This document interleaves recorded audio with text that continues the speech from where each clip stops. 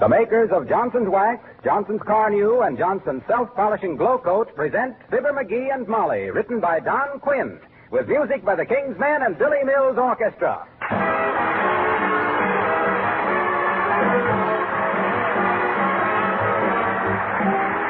The Spanish used to burn people they didn't like. In England, they once cut off your ears for stealing a penny. Russia had the whip.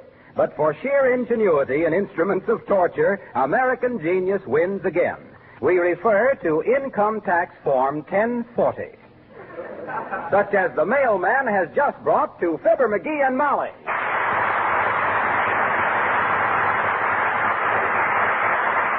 You don't have to fill out that income tax thing right now, do you, McGee? I thought you had till March 15th. Have you read this thing? It's going to take till March 15th. Listen. Where the tax liability of an individual for 1942 is discharged and such tax liability is greater than the tax for 1943, the excess of 1942 over the tax 1943 tax liability is added to the 1943 tax liability. You understand that? No, but I'll bet it's beautiful in the original Egyptian. I better sit right down. I'll start from the beginning. Now, let me see. For the calendar year 1943, or fiscal year beginning... Hey, what does fiscal mean? Fiscal? Fiscal. F-I-S-K-A-L. Fiscal. Well, I think that's a rascal who goes fishing. Yeah. Maybe I better just use the calendar year. I know what that is. Now, let's see. Fibber McGee, 79 was for this. Wait a minute now, dearie. Huh? Better make that Mr. and Mrs. Fibber McGee. Isn't this a joint return? How can it be? We don't own any joints. No, I mean, aren't we, well, doesn't this return include both of us? Well, I don't know. Look at the instruction sheet. Oh, my gosh. Look at the instructions. Now I am scared. Oh, gee. Boy. I think we could make out the tax sheet all right, but we're going to need help with the instructions. This is brutal. If this thing is too tough for me, how about people that aren't as smart as I? Well, name three. Well, he's really a guy. I want to give it forward. Oh, Alice, darling. Hello, Alice. Hello, Mrs. McGee. Hello, Mr. McGee. Am I intruding? Oh, not at all, Al. Not at all. I thought you were never going to get here.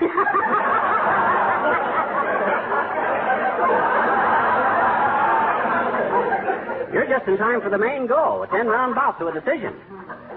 Fiscal McGee, the Peoria Palooka versus Kid Whiskers, the Washington Walloper. And you'll recognize the loser because you'll have both hands up in the air.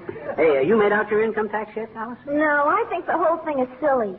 Oh, well, now we're getting someplace. Yeah. And I think it's Alcatraz. What's so silly about it, Alice? Well, jeepers, I made out my income tax last year and called up the post office and told them it was ready, and they never sent anybody after it. Gee, if they don't care, I don't. Well, if you've had some experience with this stuff, Alice, maybe you can give us a hand. Here, take a look. Well, in the first place, Mr. McGee, you've got the wrong form. Oh, no. That's just a little middle-aged spread, Alice. You can't help that.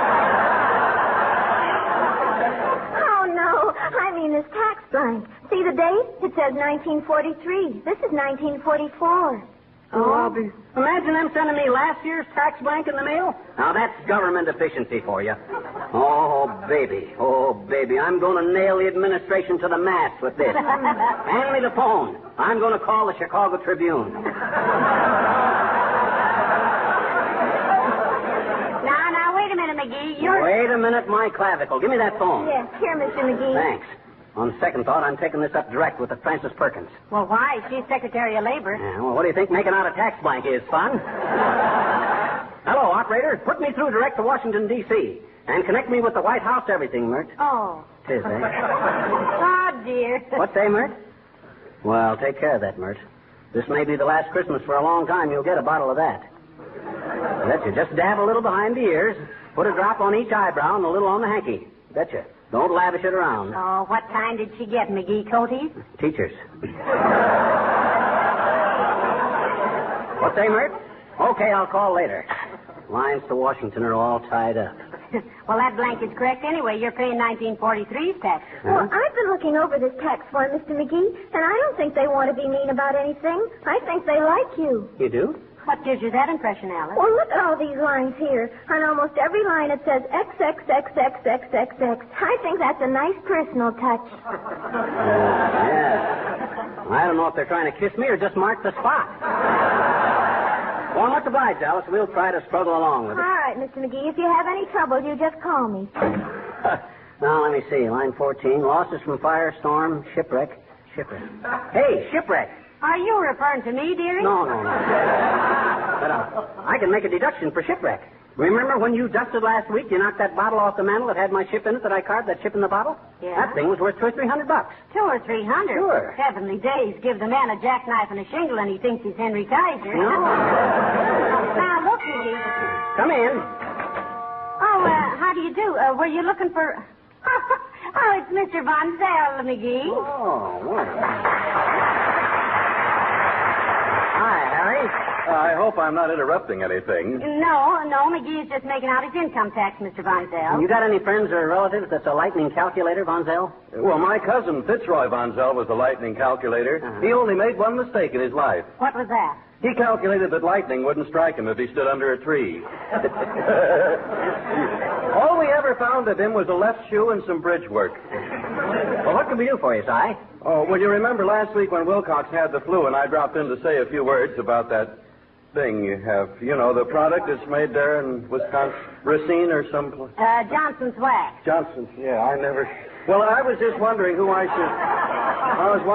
should see about the, well, I don't want to be considered mercenary, you know, but, you know what I mean? Oh, sure. You mean who pays you and how much? Oh, now, you make it sound so, well, as if I'd done it for money.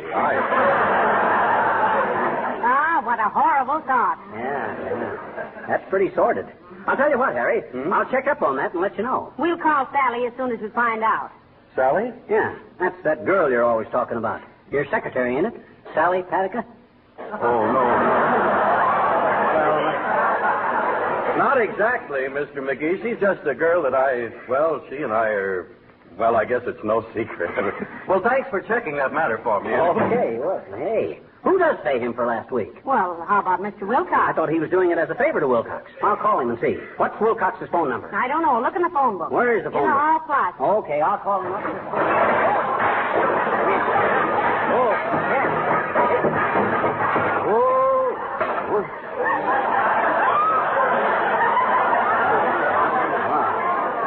I got to straighten out that closet one of these. Oh, look what I found. Hey, Molly, you want some jelly beans?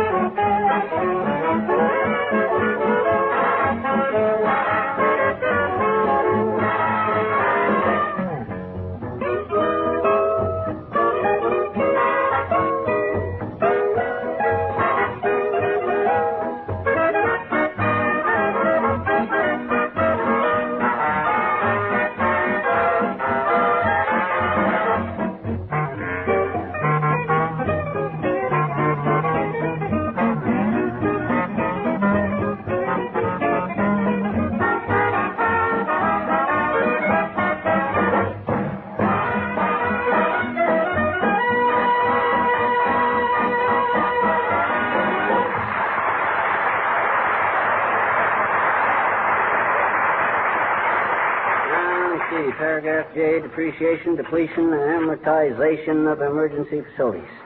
Reasonable allowance for exhaustion, wear and tear. Hey, Molly, they let you deduct a reasonable amount for exhaustion. Well, that's good. That's very good. You look pretty tired, so take off plenty. I will. I've been going through this instruction sheet like a monkey through a trapeze. I'll bet the only way I can get to sleep tonight is counting fiduciaries jumping over a debenture. Say, what is a fiduciary? Oh, the government just throws in words like that to lend a light touch to the whole thing. Yeah, but what does fiduciary mean? It don't mean anything. Just a word out of a song. Remember Rose O'Day? You are my skin and roosery. What's a fiduciary rose? That isn't exactly how I... Come in. Oh, for for goodness sakes, Mr. Wellington. How do you do, Mrs. McGee? I trust you will permit me somewhat belatedly, I fear, to wish you a happy new year. Oh, thank you, Mr. Wellington. And, McGee, to you also, a happy. Well, thanks. Since I haven't seen you since Christmas, I hope you had a merry. Well, it was definitely superb. But I must admit that in matters concerning occasions of the spirit, I am a sentimentalist. I subscribe to the old saying, up on the housetop, click, click, click, down through the chimney, good. Oh, dear. You have a wonderful... You have a wonderful memory for quotations, Mr. Wellington. Yeah. Did you specialize in poetry in college? I took a 4-year course in English lit. For 4 years. You must have had quite a hangover. What can we do for you, Mr. Wellington? Not that I wish to hurry you, but himself here is anxious to finish making out his income tax. Yeah, what's on your mind, Siggy? I just dropped in to admonish you, old man, by request of the Rules Committee of the Elks, of which I am a charter. Member? I'm a member just like it was yesterday. In fact, What have I done now? My gosh, my dues are paid. I settled for that billiard cue I busted. And if I fall asleep in the reading room, I don't snore any louder than any of those other old guys. Those are trivialities, old fellow. Picayune peccadillos. The complaint appears to be somewhat more involved. It seems that you have a habit, when answering the telephone, of marking your place in a magazine with your cigar. Heavenly days, McGee. You mustn't ever... Oh, gee whiz, if a man's club is going to be so fussy... This is an incendiary habit to be deplored, McGee. It has been estimated that your literary arson has cost the club 2 copies of the National Geographic, 1 Police Gazette, 4 Colliers, 2 racing forms, and a suburban directory. I have been instructed to warn you that a continuance of this custom will result in your dismissal from a club in which, up until now, you have been a maid. Say? I'd love to, but it's impossible. Good day. It's telling me where I can leave my cigar butts and where I can't. Besides, I don't do that. I'm always very careful to put... What's the matter? I smell something burning. Huh? McGee, your income tax form is smoking. Oh, my gosh. I left my cigar on. Noticed it. Now, let me see. Paragraph 15. What's this? Hello, folks. Oh, for goodness sakes, Mr. Wilcox. Hi, Junior. Glad to see you back. How you feel? Oh, not bad. Say, did a friend of mine drop over here last week? A fellow named Harry Von Zell? Yes, he did, Mr. Wilcox. A very nice man, though a little indefinite. Yeah. He was in a while ago today, too, Junior. Wanted to know who paid off for last week. Who paid off? Yeah. Well, he told me he was doing that out of pure friendship. Oh, he was very friendly. And he didn't want us to think he was doing it simply for money. Oh, not at all. In fact, I got the impression that he thought no more of a dollar than Hitler thinks of his bomb shelter.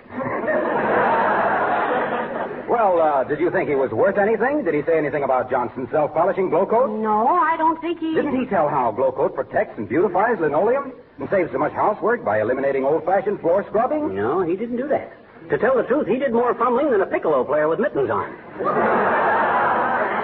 You mean to say that he didn't even mention how glow coat is so easy to apply? That you just pour a little out, spread it around with a long-handled applier, and in 20 minutes it dries to a beautiful protective finish? Not a word. No, he didn't say nothing like that there. God. All that guy was interested in was Mizuma. Did you notice his coat bulging in and out, Molly? That was his wallet panting. Maybe we're misjudging the man. Maybe he just... Well, I'll settle this. If he'd come over here and done a nice commercial job for Racine, I'd have sent him a check myself. But if he didn't know what to say... Oh, he didn't. That was obvious. He floundered in here like a seal after a herring. We had to give him all the information. You needn't feel any obligation to him, Mr. Wilcox. Obligation? Why, I and that never... ain't all, Junior. You better watch yourself. Huh? Why? Well, confidentially, after Von Zell left here, I saw him out on the porch and he was whistling and singing. Like this. Rinse so white, happy little wash day song.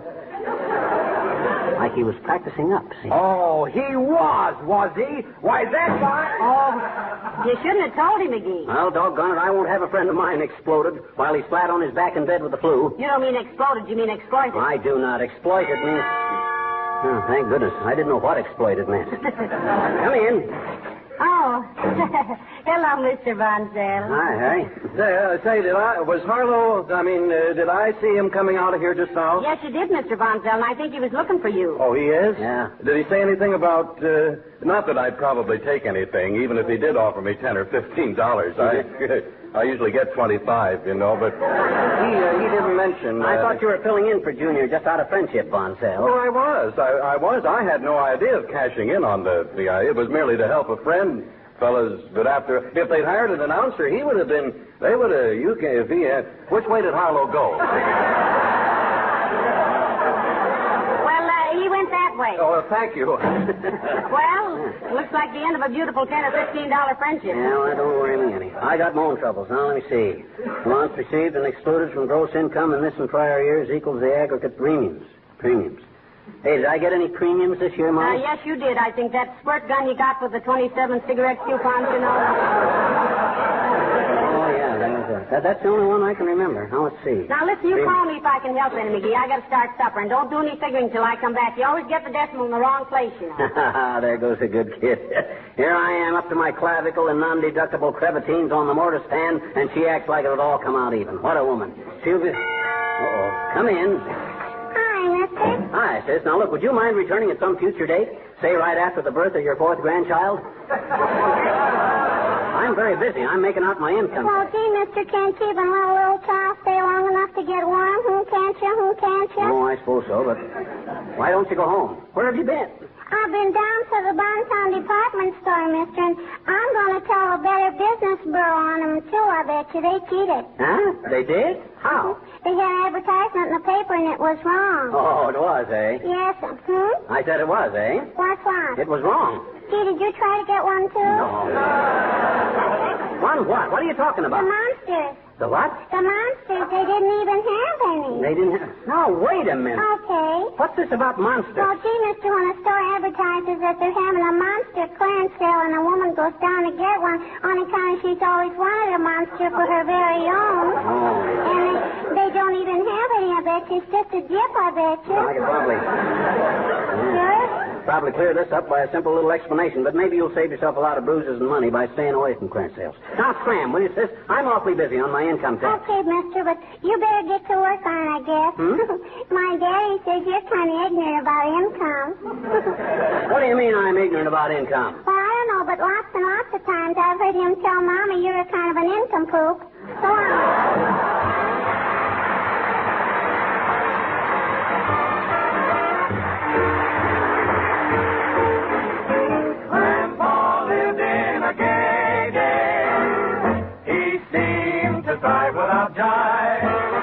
He was nimble in his heyday. When that fiddler grabbed his bow, Grandpa shouted, "Tootsie-o!" Lost my partner, skip-a-loo. Lost my partner, skip-a-loo. Lost my partner, skip-a-loo. Skip-a-loo, my darling. I'll get another one for you. I'll get another one for you. I'll get another one for you. Skip-a-loo, my darling. Oh, oh, skip-a-loo, ha-ha. Skip-a-loo, hey, hey. Skip-a-loo, skip-a-loo, my darling. Oh, Gray Mare has lost her shoe. Oh, Gray Mare has lost her shoe. Oh, Gray Mare has lost her shoe. Skip-a-loo, my darling. Fly in the sugar bowl. Shoop-a-shoop. Fly in the sugar bowl. Shoop-a-shoop. Fly in the sugar bowl. Shoop-a-shoop. Skip-a-loo, my darling. Cows in the corn. Hear them moo. Rats in the barn. Hear them chew. Don't give a darn. How about you? Skip-a-loo, my darling. Oh, oh, skip-a-loo, ha-ha. Skip-a-loo. Hey, hey. Skip-a-loo. Skip-a-loo. Skip-a-loo. Skip-a-loo. Lost my partner, what'll I do? Lost my partner, what'll I do? Find your partner, anyone will do. Skip-a-loo. Skip-a-loo. Skip-a-loo.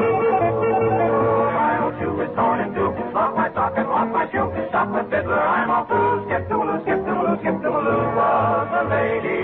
Miss Louise O'Grady was her name. The grandma made her change him.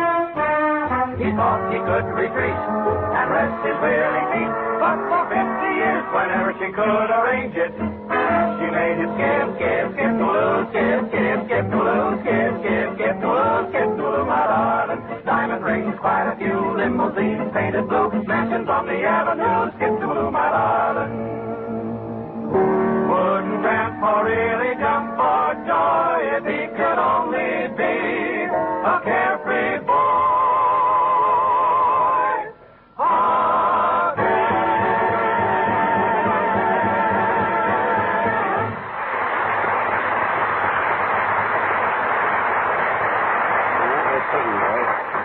Now, you sure it won't be out of your way to mail this, Alice? Oh, not a bit, Mr. McGee. I've got to go past the corner anyway, and I'll drop it in the box there. Say, don't you need some stamps on this envelope? Oh, no. It's official government business. It is. Creepers, are you something big in the government? No, but the government is into me something tremendous. Well, much obliged, kid. Oh, not at all, Mr. McGee. I'm glad to do it because you've been just like a grandfather to me. Yeah, that's good.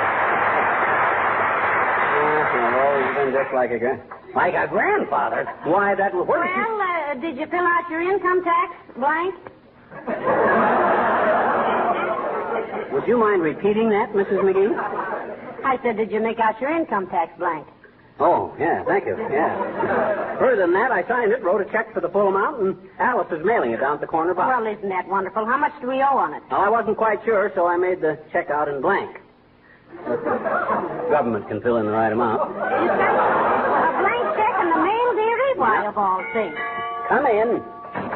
Oh, hello, Dr. Gamble. Hello, Molly. Hello, B1 deficiency. Hello, you gaudy hero of the Grave Diggers Union. Hero, oh? Sawed off any left legs by mistake today, Doc? Why, McGee, what a terrible way to talk to the doctor. Oh, it's his defense mechanism, dear. Needs oiling. Yeah. He's no doctor. He's a Zulu medicine man in whiteface. He thinks a microbe is an Irish kimono. Well, what do you want, Dr. Jekyll? Want to hide? That's very, very smart talk from a man who runs moaning to the doctor every time he gets the hiccups. If you mean like day before yesterday, Doctor, that really was serious. You know, he hiccuped for 6 hours. Yeah, you ever try to shave with the hiccups, Doc? When I got through, I'd taken more cuts than a roadshow chorus girl. I read of a man once who lost 62 pounds with the hiccups, Doctor. Well, off McGee, 60 pounds would look good. Yeah. What have you been doing around here, McGee? Laying a paper trail so you can find your way back to the Davenport?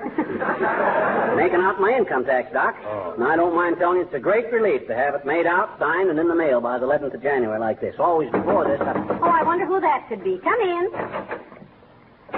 Oh. Hi, Von Zell. Hey, you know Dr. Gamble, Mr. Von Zell. Mr. Harry Von Zell, whom you probably heard on the Eddie Cantor program Wednesday night. Now, how do you do, Doctor? Are you a DDS or an MD? I am an MD, a BPOE, one time in the AEF of the USA where I did KP.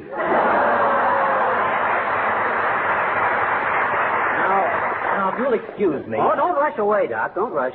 Von Zell isn't staying. Oh. Are you, Harry? Well, no. No, Mr. McGee, I just wondered if Harlow was... I missed him, you see. I wondered if he'd said anything to you about that is, if he thought I had been of the slightest value to your sponsor. Oh, I'm sure he thought you were of the slightest value. Don't you, McGee? Absolutely. Believe me, Harry, anytime Harlow is looking for a guy that'll give him the slightest value, he'll call on you. Oh, isn't it nice to have friends like that, Doctor? The novelty wears off in time. Well, I'm glad I won't have any embarrassment then in asking Harlow or somebody to make the usual arrangements for a small stipend. You know, as a telephone. I'll get it. Say, Fibber, if that's a Mrs. Banglesome asking for me, tell her she doesn't have a thing to worry about for another 6 hours. Hello? Who? Harry Von Zell. Oh, sure, Bud. He's right here. That's for you, Harry. Oh, thank you. Hello? Yes? Oh, you did? Huh? Why, no, that hadn't occurred to me at all. Well, if I don't see how it makes you look cheap just because I helped a friend out and only thought it was fair to be. Huh? Well, yes, but I wasn't really hinting, you know. It was my impression that they loved what I did and wanted to make some small gesture, and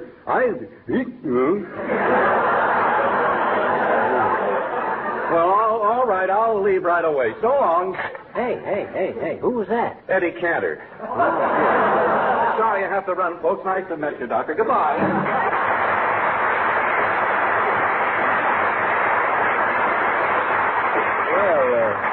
He seems like a pleasant sort of a lad. Oh, he's very nice, Doctor. Yeah. What were you saying before the phone rang, Doc? Oh, I was just wondering if you kept a copy of your income tax. Oh, no, I don't need one. Alice is mailing it down at the corner and wants the post office to... Where did you say she's mailing it? In the box at the corner there. I think even a featherhead like her can be trusted to take a letter half a block to the box on the Well, corner. that might be if there were a post box on that corner, but there isn't.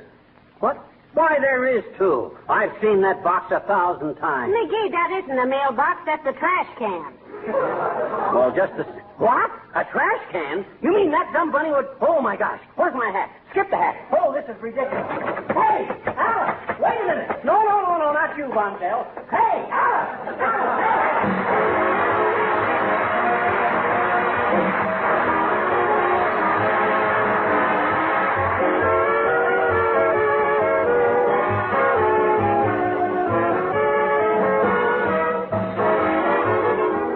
Linoleum is certainly no exception to the rule that dirt is constantly wearing out our household things. And in winter or summer, there's probably more dirt coming into your kitchen than any room in your house. Examine those small particles of dirt under a microscope, and they look like jagged rocks with sharp edges. But if your linoleum surfaces are regularly protected with Johnson Self-Polishing Glow Coat, they're safe against that continual wear and tear. They will, in fact, last 6 to 10 times longer than unprotected linoleum. Now, if it were a lot of work to apply Glow Coat, you might hesitate to use it. But it's really no work at all because it needs no rubbing or buffing. You simply apply Johnson Self-Polishing Glow Coat and let it dry. Actually, it saves you many hours of work throughout the year. And as an extra dividend, keeps the linoleum colors bright and sunny, new-looking indefinitely. In these darker days of the year, you appreciate the brightness that a sparkling, glow-coated floor gives to your kitchen.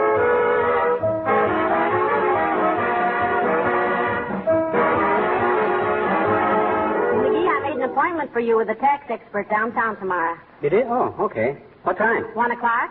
He wants me to come at 1 o'clock sharp? No, just as you are. Huh? Good night. Good night, all. The